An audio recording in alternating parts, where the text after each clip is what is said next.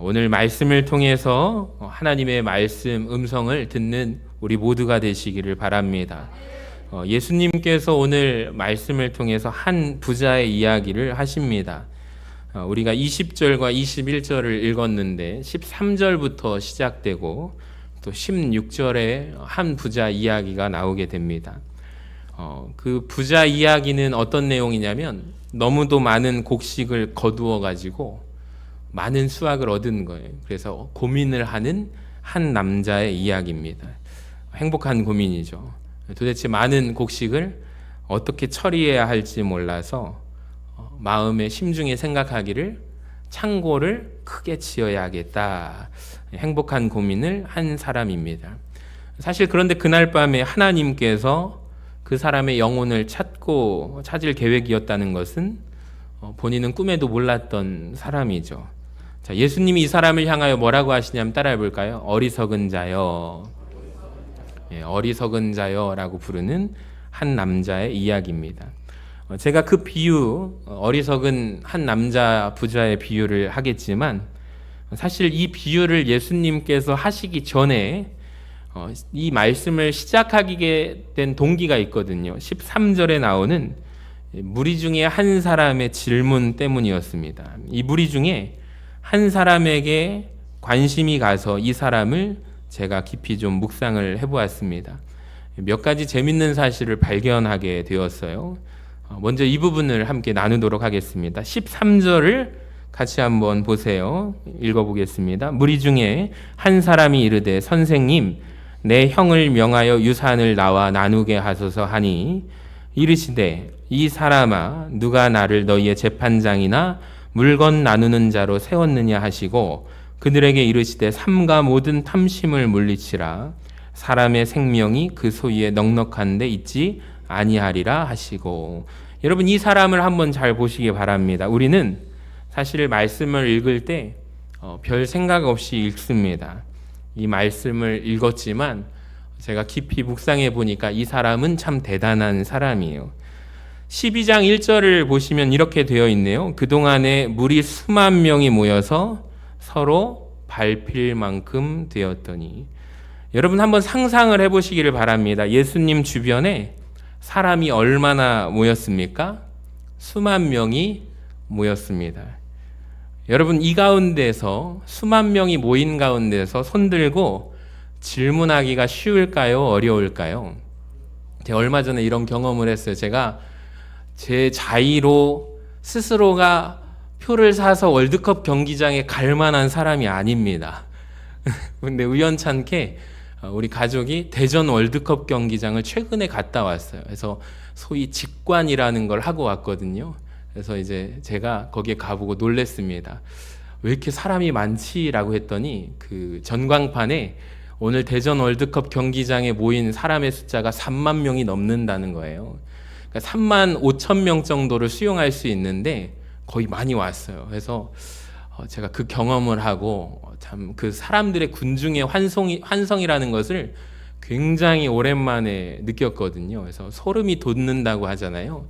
엄청난 환호성을 또 그 안에서 경험하고 왔어요. 그리고 오늘 말씀을 묵상하면서 제가 상상을 해봤습니다. 이 가운데서 무리 가운데서 수많은 사람들 속에 섞여서 손들고 질문하기가 쉽지가 않습니다. 제가 제자 훈련이라든지 양육을 하면은 많게는 20명 남짓, 적게는 10명 남짓 강의를 합니다. 성경 공부를 하다 보면 제가 꼭 하는 말이 있어요. 혹시 질문 있는 분 계십니까? 그러면은 대부분 손을 들고 질문을 하실까요? 안 할까요? 안 합니다. 질문하는 분은 한두 분밖에 없고요. 거의 다 안 하십니다. 그런데 분위기가 조금 편해지고 시간이 지나면 자연스럽게 질문하게 됩니다. 그런데 수만 명이 모인 가운데서 손을 들고 질문한다? 이건 사실 용기가 필요하고 어려운 일입니다. 근데 거기에다가 예수님께서 지금 설교 중이시거든요. 자, 11절에 보면 주님이 이렇게 멋진 말도 하셨어요. 한번 보여주시면 사람이 너희를 회당이나 위정자나 권세 있는 자 앞에 끌고 가거든 어떻게 무엇으로 대답하여 무엇으로 말할까 염려하지 말라. 마땅히 할 말을 성령이 곧 그때 너희에게 가르치시리라. 여러분 참 멋있지 않습니까? 지금 주님께서 설교하고 있는 중인데 손을 들어가지고 무리 중에 한 사람이 손을 들고 질문합니다. 참 대단한 사람입니다. 그리고 재미있다는 생각이 들었습니다. 조금 더 세심한 확인이 필요하겠지만 제가 알기로 지금까지 우리가 누가복음 강해를 쭉 읽어오면서 예수님 주변에서 모여들었던 수많은 무리들 가운데 예수님께 질문한 사람이 한 번도 없다는 것을 알게 됩니다. 바리새인들, 서기관, 율법사들이 예수님을 공격하기 위해서 다른 자리에서 질문한 적은, 공격 질문을 한 적은 있지만 무리들이 모여있는 가운데서 예수님의 설교를 듣다 말고 무리가 손들고 질문한 사람은 이 사람밖에 없다는 거죠. 무리 가운데 지난번에 11장에서 이런 장면이 있었죠. 예수님의 말씀이 너무 달콤해요. 너무 말씀이 행복해요. 그래서 한 여인이 손을 들고 외친 적이 있습니다. 당신을 뵌 태와 당신을 먹인 젖이 참 복이 있습니다 라고 말한 적은 있습니다. 근데 이 사람처럼 손들고 질문한 사람은 없어요. 이 사람이 궁금해지고 대단한 용기를 가진 사람이다 라고 생각이 들었습니다. 여러분 그렇다면 이 사람이 왜 손들고 질문했을까요? 예수님 앞에서 13절에 보시면 그 이유가 나와요. 노란 글씨만 읽어볼까요? 시작. 선생님, 내 형을 명하여 유산을 나와 나누게 하소서. 여러분 이 사람이 손을 들고 질문한 동기는 뭐예요? 한마디로 무엇 때문이에요? 돈 때문이라는 거예요. 그러니까 부모님이 돌아가셨어요. 부모님이 죽고 나서 형이 유산을 독점했나 봅니다. 아마도 형의 장자의 목보다 더 훨씬 많이 가졌나 봐요. 그러니까 이 사람이 얼마나 대단한 열정의 사람이냐면 이 억울한 문제를 가지고 수만 명의 무리 속에서 뚫고 헤쳐나가서 예수님 앞에까지 나아갑니다. 그리고 선생님, 내 형을 명하여 유산을 좀 나누게 하소서 말합니다. 열정의 사람, 용기의 사람 아닙니까? 대단한 용기를 가진 자라고 생각이 들었어요. 근데 보세요. 주님께서 이 사람의 열정을 칭찬하시는 게 아니라 14절을 보세요. 뭐라고 되어 있어요? 이 사람아, 누가 나를 너희의 재판장이나 물건 나누는 자로 세웠느냐? 저는 이 말씀이 굉장히 중요하다고 생각합니다. 이 사람은 예수님을 생각할 때 자기 육적인 문제, 내가 가진 문제 해결해 달라고 주님을 찾아왔거든요. 근데 주님이 뭐라고 말씀하세요? 나 그거 해결해 주는 사람 아니야 라고 말합니다. 그러니까 주님께서 예수님이 이 땅에 본격적으로 오셔서 이 땅에 오셔서 하기를 원하셨던 일이 한 가지 있습니다. 여러분 우리를 만지시고 터치하기를 원하시는 사역이 하나 있었습니다. 바로 영혼 구원의 사역이라는 것입니다. 제가 말씀드렸잖아요. 이 시간 설교 시간은 하나님의 말씀, 영혼을, 우리의 영혼을 놓고 하나님 앞에 영혼의 수술대 위에 나를 올려서 수술받는 시간이라고 말씀드렸잖아요. 그러니까 우리가 이 말씀을 통하여 내 영혼이 사느냐 마느냐 여기에 결정이 된다는 거예요. 그러니까 예수님이 이 땅에 오셔서 많은 수만 가지 사역을 하셨지만 제일 우리에게 만지시고 요청하기를 원하신 사역은 우리 영혼을 구원하시는 문제 사역이라는 거예요. 여러분은 목회자를 뭐라고 생각하십니까? 친절했으면 좋겠다. 목사님이 노래도 잘 부르고 찬양도 잘했으면 좋겠다. 말씀도 잘 전했으면 좋겠다. 여러 가지를 저마다 목회자 상이 다를 거예요. 근데 저는 한 가지를 분명하게 세우게 됐어요. 다른 그 무엇을 제쳐두고 무엇보다도 따라합시다. 영혼의 수술. 영혼 구원의 사역에 최선을 다해야 하는 것이 교회의 1차적인 사명이라는 것입니다. 그러니까 예수님께서 원하신 일이에요. 예수님께서 오셔서 귀신을 쫓아내시고 문제 해결을 해주시고 배고픈 자들에게 배부르게 하시고 여러분 여러 가지 사역을 하셨지만 그중에 주님이 원하시는 것은 이 수많은 무리들을 바라보시면서 한 사람 한 사람 영혼 구원의 사역을 해주시기를 원한다는 거예요.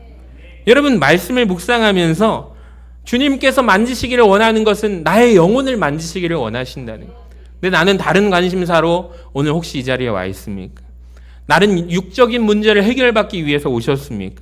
그러니까 이 사람은 영혼의 문제가 아니라 지금 자기의 당면한 문제를 가지고 주님을 만나러 온 거예요. 예수님은 모든 문제 해결사라는 것을 듣고 온 것이죠.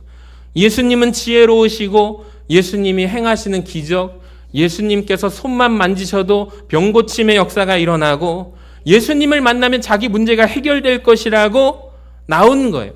가만히 보면서 이 사람이 바로 우리 모습이 아닐까라는 생각이 듭니다. 우리 마찬가지예요. 나 역시 많은 경우 예수님을 찾아왔는데 내가 가진 문제 해결을 주님 해결해 달라고 찾아오는 경우가 너무 많습니다. 그렇다고 해서 여러분, 주님이 우리 문제를 해결해 주시지 않는 것은 아닙니다. 근데 주님이 원하시는 게 있는 거예요. 우리를 바라볼 때 1차적인 관심사는 내 영혼이 살기를 원하신다. 주님께서 우리 영혼을 만지시기를 원하신다는 거예요. 우리에게 하나님 말씀을 들려주심으로 우리의 영혼이 소생케 되는 역사를 원하십니다. 근데 수많은 사람들은 전혀 다른 생각을 가지고 주님을 찾아왔다는 것이죠. 이 무리 속에 한 사람은 사실 내 모습이라는 것을 인정하게 됩니다. 그리고 주님의 답변이 참 기가 막힌 지혜로운 답변이라고 생각이 들었어요. 15절을 같이 한번 읽어봅시다. 그들에게 이르시되, 시작. 그들에게 이르시되 삼가 모든 탐심을 물리치라. 사람의 생명이 그 소유에 넉넉한 데 있지 아니하니라 하시고. 아멘. 저는 이 답변이 참 지혜롭고 충격적인 답변이라고 생각이 듭니다. 내용 때문이 아닙니다. 내용은 당연한 거예요. 네, 여러분, 정말 사람의 생명이 그 소유에 넉넉한 데 있지 않습니다. 여러분, 돈이 많다고, 물질이 많다고 영혼이 만족함을 얻지 않습니다. 성경의 탐심은 무슨 말로 쓰이냐면 우상숭배라고 말합니다. 여러분, 모든 탐심을 조심하시기를 바랍니다. 근데 이 말씀보다 주님이 말씀을 하신 대상 때문에 저는 충격이에요. 잘 보세요. 아까 말씀을 띄워주시면 그들에게 이르시되 삼가 모든 탐심을 물리치라. 여러분, 여기 잘 보세요. 지금 동생이 예수님을 만나서, 왜 만나서 무슨 이야기를 하죠? 예수님, 형이 욕심이 너무 많아요. 형이 탐심이 가득해요. 동생이 볼 때 형은 욕심꾸러기입니다. 탐욕스러운 너무 악한 형입니다. 이 형의 욕심, 탐욕을 고발하기 위해서 예수님을 찾아온 거예요. 예수님께서 이 동생의 질문을 듣고 이렇게 말씀하지 않으세요. 그래, 동생아, 너는 가서 형에게 이렇게 말하라. 모든 탐심을 물리치라. 사람의 생명이 그 소유에 넉넉한 데 있지 않다고 형에게 전해라. 이 말씀 안 하셨어요. 놀랍게도 예수님은 그 질문을 던진 동생과 함께 더불어 그 모든 사람들, 무리들에게 말씀하시기를 탐심을 물리쳐라 라고 말씀하십니다. 저는 이게 핵심이라고 생각이 듭니다.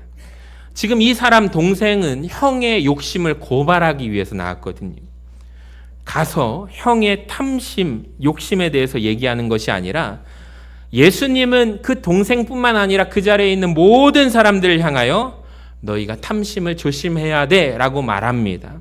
여러분, 무슨 얘기인지 아시겠습니까? 그러니까 동생은 오해한 거예요. 형이 욕심 많은 게 문제라고 생각을 하고 찾아왔습니다. 내 형이 탐욕이 가득해, 이것이 문제라고 생각하면서 왔어요. 근데 예수님이 무슨 말씀을 하세요? 동생아, 너도 탐심이 있다 없다? 있다는 것입니다. 여러분, 이게 맞는 말인 게요. 만약에 형이 유산을 독점했다 하더라도 이 동생이 돈 욕심이 없는 사람이라고 한번 가정해 봅시다. 예수님을 찾아왔을까요? 안 찾아왔을까요? 여러분, 맞습니까? 아닙니까? 저는 주로 이제 장례 마지막 그 가정의 끝을 봅니다. 진짜 세상 법정으로 가정의 문제를 끌고 가는 가정들이 오늘날 참 많다는 것을 알게 돼요. 여러분, 형이 돈을 다 가져갔다 가정해 봅시다. 만약에 동생이 돈 욕심이 없는 사람이면 이렇게 생각하지 않을까요? 형이 식구도 더 많고 최근에 어려운 일도 겪었으니까 사업도 하니까 아마도 필요해서 더 많이 가졌나 보다 끝나겠죠. 여러분 장례를 마치면 자녀 형제들이 먼저 모여가지고 우리 유산 분배를 구두 계약을 먼저 하시는 가정들이 있어요. 제일 어려운 동생한테 이렇게 장례 부조금이라든지 좀 부모님 유산을 정리할 때 거기를 좀 주면 어떨까라고 얘기를 했지만 막상 장례식 때 그 구두로 다 얘기가 됐겠거니 해가지고 넘어가면 다른 분들이 또 서운하다라고 해요. 그래서 또 그 자리에서 한 번 더 재차 확인을 해야 됩니다. 목사님 그 얘기를 들은 적도 있습니다. 왜 그럴까요? 생각이 바뀔 수도 있기 때문이에요. 여러분 형이 돈을 많이 가져갔다 할지라도 아마도 형이 필요해서 더 가져갔나 보다라고 하면 끝나는 문제입니다. 근데 이 동생이 이렇게 분노한 이유가 뭐예요? 나 역시 마찬가지로 형처럼 돈 욕심이 있기 때문이죠. 그러니까 이 사람은 지금 고발하는 것이 형의 탐욕, 형의 탐심, 형의 욕심으로 말미암아 원인을 삼고 문제 삼고 화가 나는데 가만히 보니 내가 화난 이유는 나 역시 돈 욕심이 있고 나 역시 탐심이 있고 탐욕이 있는 자이기 때문이죠. 그래서 예수님께서 그 말씀을 하시는 거예요. 형에게 가서 전해라가 아니라 너희 모든 사람들이 무엇을 조심해라? 탐심을 조심하라. 저는 이 말씀이 충격입니다. 이 동생의 문제는 무엇이냐면 형의 탐심, 형의 욕심에 대해서는 잘 보여요. 근데 정작 내 안에 있는 탐심에 대해서는 자기는 못 보는 것이죠. 형이 마치 문제 있는 것처럼 여겨집니다. 이 사람의 모습에서 우리 모습을 봅니다. 제 모습이 보이는 거예요. 우리 문제 무엇일까요? 남의 문제가 너무 잘 보이는데 문제가 있어요. 근데 똑같은 문제가 나에게도 있거든요. 근데 나는 몰라요. 다른 사람들은 알지만 나는 몰라요.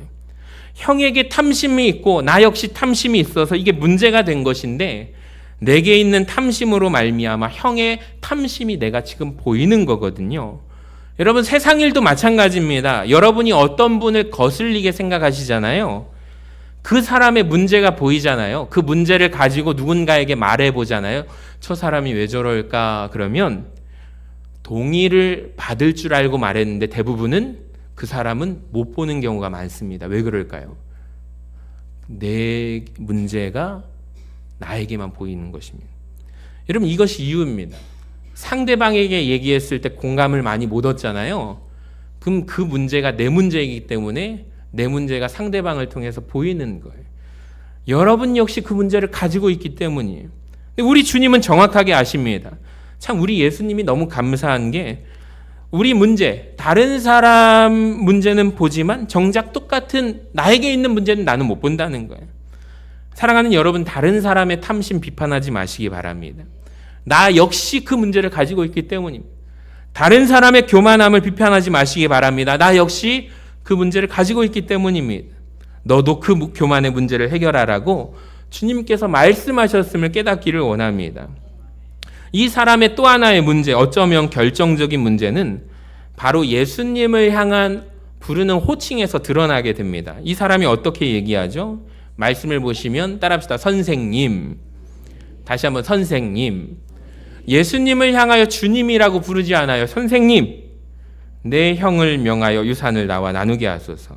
이 사람은 예수님을 선생님이라고 불러요. 오늘날에도 이 시대 많은 사람들이 예수님을 지혜자로, 인류의 스승으로, 세계 4대 성인의 한 사람으로 부릅니다.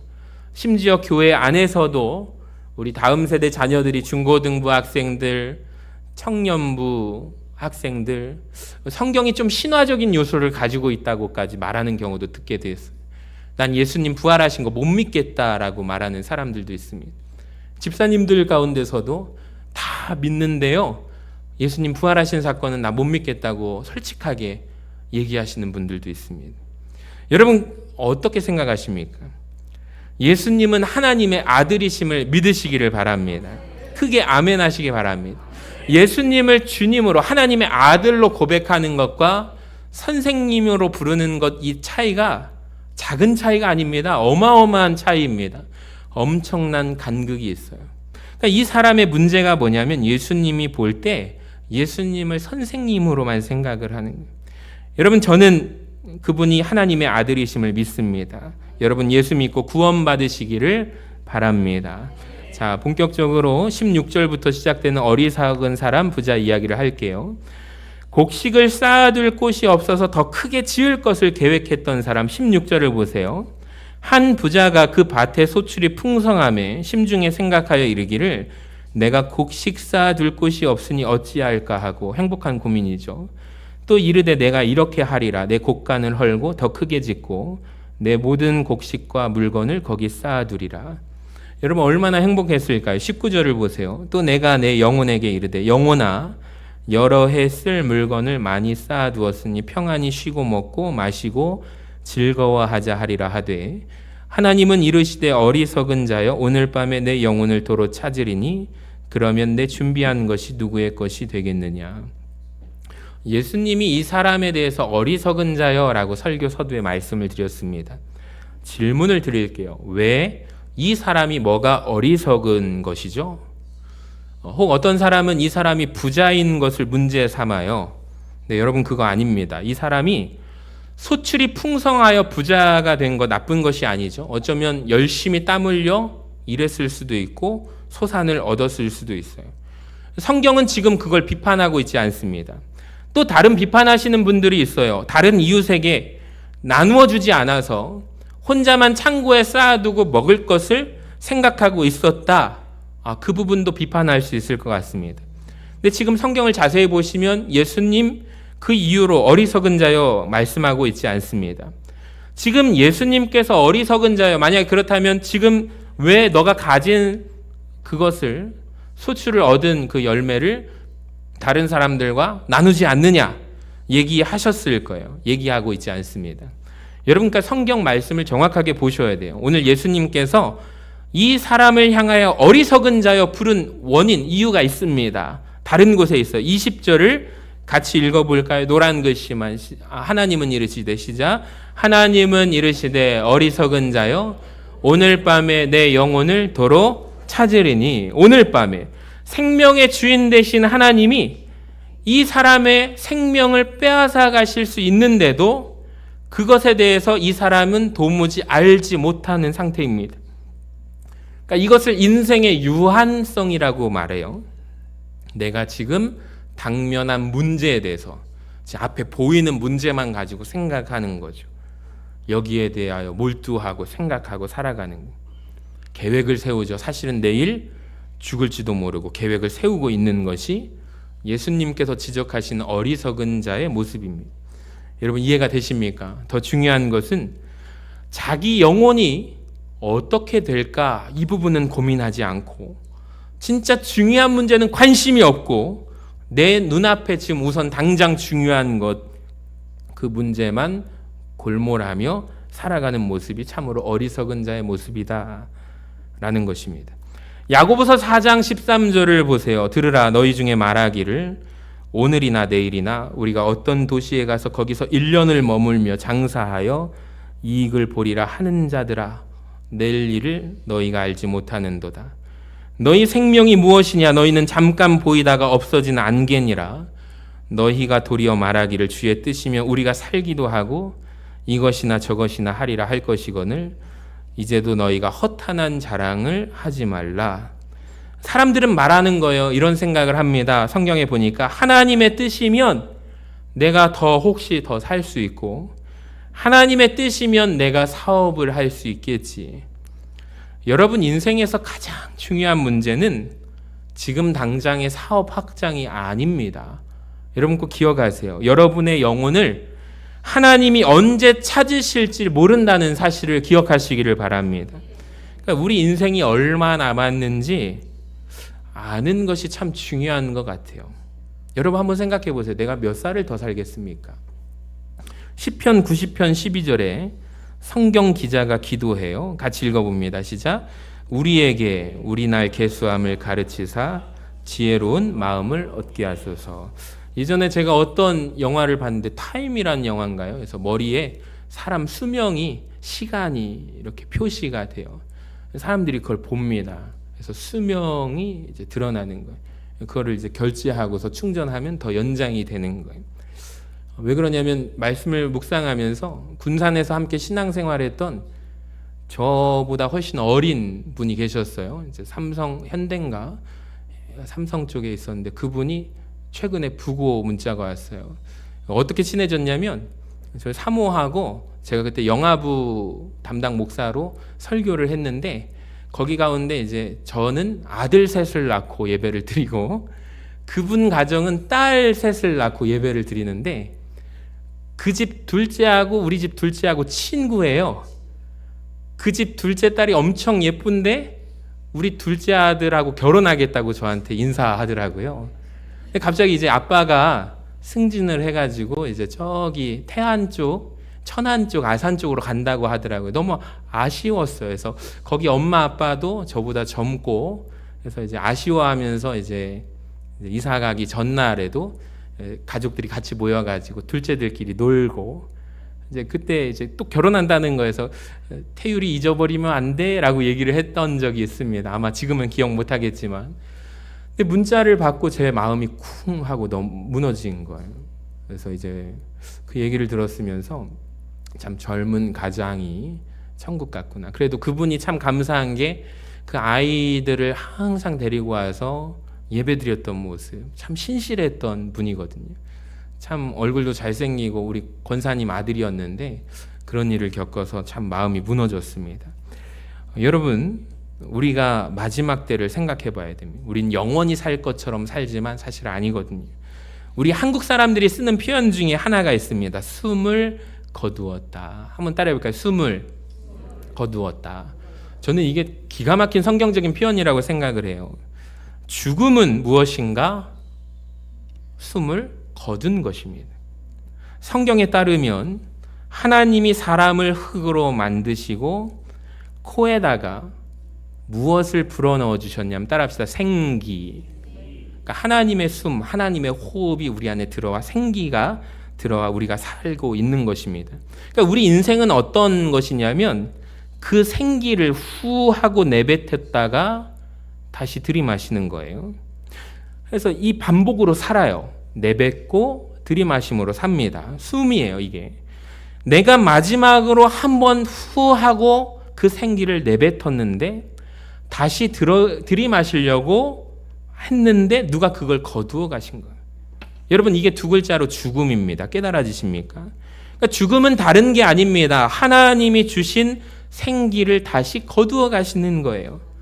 오늘 말씀 속에 내 영혼을 도로 찾으리니 하나님께서 영혼을 도로 찾으시면 여러분 질문하겠습니다. 그동안 여러분이 쌓아놓은 재산들은 누구 것이 됩니까? 내 것이 아닙니다. 근데 사람은 착각하죠. 이 사람이 어떻게 착각하냐면 18절부터 보시면 반복해서 나오는 표현이 있어요. 나라는 표현입니다. 내가 곡식 쌓아둘 곳이 없으니 어찌할까? 내가 이렇게 하리라. 내 곳간, 내 곡식, 내 물건, 내 영혼. 그러니까 이 사람은 다 내 거라고 생각해요. 곡식도 창고도 물건도 내 영혼도 내 것. 착각입니다. 하나도 자기 것이 아니잖아요. 그러니까 여러분, 주님이 도로 찾아가시는 순간 여러분 한 가지도 가져갈 수 없습니다. 내 통장에 지금 찍혀 있는 돈 액수가 전부 다 내 것 같죠? 내 것이 아니에요. 못 가지고 가신다고요. 우리 어르신들 가운데 너무 쌓아두지만 마세요. 먹고 싶은 거 있으시면 드세요. 통장에 있는 돈 너무 아끼고 다 자녀들한테 줄 거라고 하지 마세요. 그거 가지고 싸울 수도 있습니다. 못 가지고 갑니다. 여러분, 내 차, 내 집, 내 것이 아닙니다. 못 가져갑니다. 그래서 주님이 말씀하시는 거예요. 어리석은 자요, 자기를 위하여 재물을 쌓았는데 하나님께 대하여는 그렇게 인색하다 이것입니다. 가난하다 이것입니다. 여러분, 그렇다면 누가 지혜로운 자일까요? 어차피 못 가지고 가는 것들을 주님 나라를 위해 쓰는 사람이 그래서 지혜로운 사람이죠. 성경은 이것을 따라합시다. 청지기라고 하는 거예요. 그러니까 우리는 인간의 유한성을 기억하시고 청지기적인 정신으로 이 소유를 가지고 살아가야 합니다. 여러분, 자기를 위해서 내가 아낌없이 부유하게 쓰시잖아요. 하나님 나라를 위해서는 왜 그렇게 인색하십니까? 목회자로 살아보니 은퇴하시고 어느 권사님이 가져오신 헌금, 이걸 하나님 나라를 위해서 어떻게 쓸 수 있을까? 선교사님 보고를 들으면서 주님의 교회를 위해서 쓰이는데 사용해 주세요. 그 나라의 우물, 생명수를 통하여 그 영혼들이 살게 해주세요. 그 마음으로 드리는 거예요. 그래서 그 선교 보고 가운데 다른 정읍에 있는 정읍 신강교회 권사님이 자기 이름으로 교회를 짓는 것이 아니라 교회 이름으로 저는 안 드러나고 하나님만 드러나게 해주세요 해서 정읍 신강교회가 세운 교회로 어느 이름 모를 권사님 은퇴하신 자금을 가지고 하나님 나라를 위해 바치는 것입니다. 여러분, 이게 쉬운 일이 아니에요. 내 걸 가지고 바친다는 거 쉬운 일이 아니에요. 근데 우리 너무 함부로 말하죠. 쉬운 줄로 알고 합니다. 정말 어려운 거예요. 그럴 때 침묵이 났습니다. 그러니까 입을 조심하라는 거예요. 그러니까 교회 가운데 나는 그렇게 못하면서 남이 하는 것에 대해서 우리가 자꾸 왜 얘기를 합니까? 여러분, 모두가 다 열심히 노력하고 있지만 우리가 더욱더 최선을 다하여 하나님 나라를 위해 달려가는 우리 귀한 주의 사명자들 되시기를 주님의 이름으로 간절히 축원합니다.